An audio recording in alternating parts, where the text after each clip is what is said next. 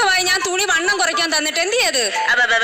എന്ന് കാലത്ത് ഞാൻ സ്റ്റേഡിയത്തിൽ ഓടാൻ വിടുപടി. വണ്ണം കുറയട്ടെ, ഞാൻ അങ്ങ് തരാം.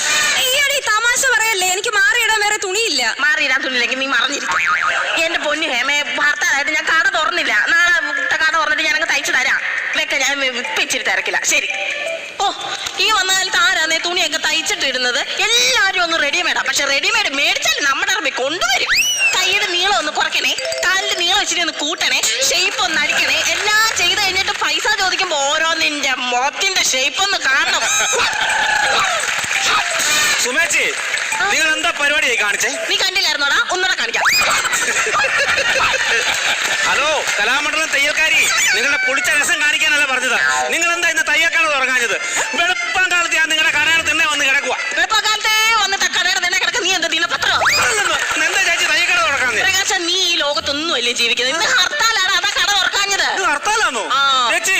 ഇത് എന്തിന്റെ ഹർത്താലാ ഇത്? എന്തിന്റെ ഹർത്താൽ? അല്ല, എന്തിന്റെ ഹർത്താലാണെന്ന്? അതായത് നമ്മുടെ നാട്ടിൽ ഇപ്പൊ ഒരു കിടുക്ക ഹർത്താൽ നടത്തിയിട്ട് എത്ര നാളായി?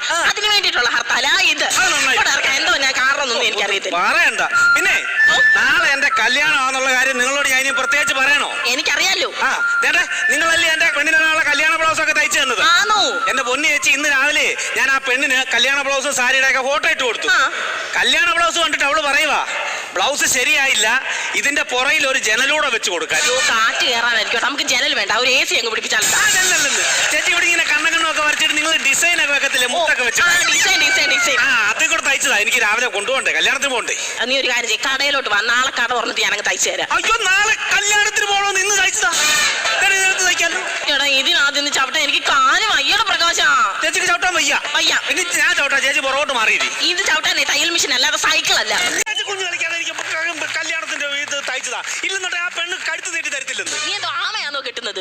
അല്ല, കഴുത്ത് നീട്ടി തരത്തില്ലെന്ന് പറഞ്ഞോട് ചോദിച്ചതാ. ചേച്ചി അവള് ഭയങ്കര വാശിയാണെന്ന്. അടുത്തൊക്കെ ഉണ്ടോ? വാശി കാണിക്കാൻ പഠിക്കണോ? അതല്ല, ഈ വിദ്യാഭ്യാസം ഒക്കെ ഉണ്ടോ എന്ന് ചോദിക്കുമായിരുന്നു. പിന്നെ അവള് ബി കോംപ്ലക്സ് അല്ലേ? എന്തോ വിറ്റാമിന്റെ കുറവാണോ കൊച്ചിന്? ബികോം പാസ്സാന്ന്. ആണോ? പെണ്ണിന് വല്ലതും വെച്ചുണ്ടാക്കാൻ അറിയാവോ? അയ്യോ, ഞാൻ പെണ്ണ് കാണാൻ ചെന്നപ്പോ ലഡുവിനകത്തെ മുന്തിരി കൊടുത്തില്ല എന്ന് പറഞ്ഞ് എന്തോ ഒച്ച അവളുണ്ടാക്കിയെന്നറിയാവോ? വെച്ചുണ്ടാക്കാൻ അറിയാവുന്നല്ലേ ചോദിച്ചത്? വല്ലതും വെച്ചുണ്ടാക്കാൻ ഈ പാചകമൊക്കെ അറിയാമോ? പിന്നെ അവൾ അടിപൊളി കുക്കല്ലേ. പിന്നെ യൂട്യൂബ് ചാനലൊക്കെ ഉണ്ട്. എന്നും അവള് യൂട്യൂബ് ചാനലിൽ ഈ കുക്കിംഗ് വീഡിയോ ഇടും. അങ്ങനാണെങ്കിൽ നിനക്ക് 4 നേരം നിറച്ച് നെഗറ്റീവ് കമന്റ് തിന്നാം.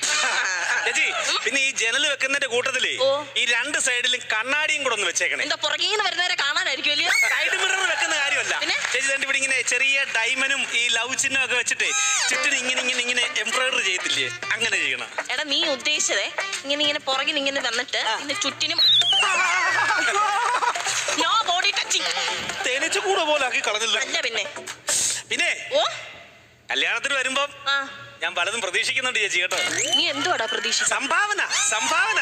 അയ്യോ, എന്റെ ദൈവമേ, ആ കാര്യം പറഞ്ഞപ്പോഴാ ഞാൻ ഓർത്തത്. നിനക്കുള്ള ബുക്ക് എങ്ങാണ്ട് ഇരിപ്പുണ്ടായിരുന്നു. ബുക്ക് നോക്കുന്ന അളവൊക്കെ ഞാൻ നേരത്തെ എന്തല്ലോ. അയ്യോ, അളവിനല്ല, നിങ്ങളുടെ വീട്ടിൽ ഞങ്ങളുടെ പാലുകാച്ചൻ എന്തോ സംഭാവന ആണെന്ന് അറിയാനായിരുന്നു. അത് ശരി, ഞാൻ വന്നതാ. പാലാജനൊക്കെ വന്നോ? ഞാൻ കണ്ടായിരുന്നു നീ അവിടെ നിന്ന് ബിരിയാണി കയറ്റുന്നത്. മൊബൈലിൽ ചേച്ചി അന്ന് ഫോട്ടോ എടുത്തിട്ടായിരുന്നു, ഞാൻ കണ്ടായിരുന്നു. പ്രകാശൻ പുത്തൻ വീട്ടിൽ 201 രൂപ. അതാണ് ബ്രാക്കറ്റിൽ കടം. ഏടാ, ഞങ്ങളുടെ പാലുകാച്ചിന് വന്ന് മൂക്കുമുട്ടെ ബിരിയാണി തിന്ന് 201 രൂപ കടം പറഞ്ഞതും പോരാഞ്ഞ് നീ കുറെ പൊതിഞ്ഞായിട്ട് വീട്ടിൽ കൊണ്ടുപോയി. അതെന്തിനായിരുന്നു? അത് പിന്നെ അടുത്തെന്തെങ്കിലും വിശേഷം ഉണ്ടെങ്കിലേ ഞങ്ങളുടെ അമ്മ വീട്ടിൽ ചോറ് വെക്കത്തില്ല. എന്റെ ദൈവമേ, അല്ല ഈ അടുത്തൊന്നും വിശേഷം ഇല്ലെങ്കിൽ നിങ്ങളുടെ അമ്മ എന്തോ ചെയ്യും? അങ്ങനെ ഒരിക്കലും സംഭവിക്കത്തില്ല. എങ്ങനെയാലും കറങ്ങി തിരിഞ്ഞ് ഞങ്ങളുടെ അമ്മ ഒരു നൂലുകെട്ടെങ്കിലും പിടിക്കും. നീ ഇങ്ങനെ കണ്ണറമ്പി തിന്നുന്നത് കെട്ടിക്കൊണ്ട് വരുന്ന പെണ്ണറിയുന്ന നാണക്കേടല്ലോടാ? അതൊന്നും കാര്യമല്ലേ ചേച്ചി, കാരണം അവളെ ഇങ്ങോട്ട് കൊണ്ടുവരത്തില്ല. കല്യാണം കഴിഞ്ഞ് ഞാൻ അങ്ങോട്ട് പോവല്ലേ. അമ്മായച്ചൻ ഉണ്ടാക്കി വെച്ചെന്നല്ലേ ഈ ചെറുക്കൻ തിന്നു മുടിക്കും കേട്ടോ. ചേച്ചി, അത് ഇതും പറഞ്ഞിരിക്കാതെ പെട്ടെന്ന് ശരിയാക്കിതാ. പിന്നെ വേറൊരു കാര്യം, നാളെ രാവിലെ കർണനെയും കൂട്ടി അങ്ങ് വരണേ. 8 മണിയാകുമ്പോഴത്തേക്ക്. 8 മണിക്ക് അവിടുന്ന് പുറപ്പെടുന്നേ. കർണനെണ്ണ 2 ആഴ്ചയായി മിണ്ടിയിട്ട്. കിടക്കുവാണോ? അതുകൊണ്ടല്ലെന്ന് വഴക്കിട്ട് എന്നോട് ഇപ്പൊ 2 ആഴ്ചയായി മിണ്ടിയിട്ട്. എന്തിനാ പുള്ളി വഴക്കുണ്ടാക്കുന്നത്? എനിക്കറിയത്തില്ല. പ്രത്യേകിച്ച് കാരണമൊന്നുമില്ലേ. തൊട്ടേനും പിടിച്ചേനും എല്ലാം വഴക്കളാണോ? ജോലി എന്തുവാ? ജോലി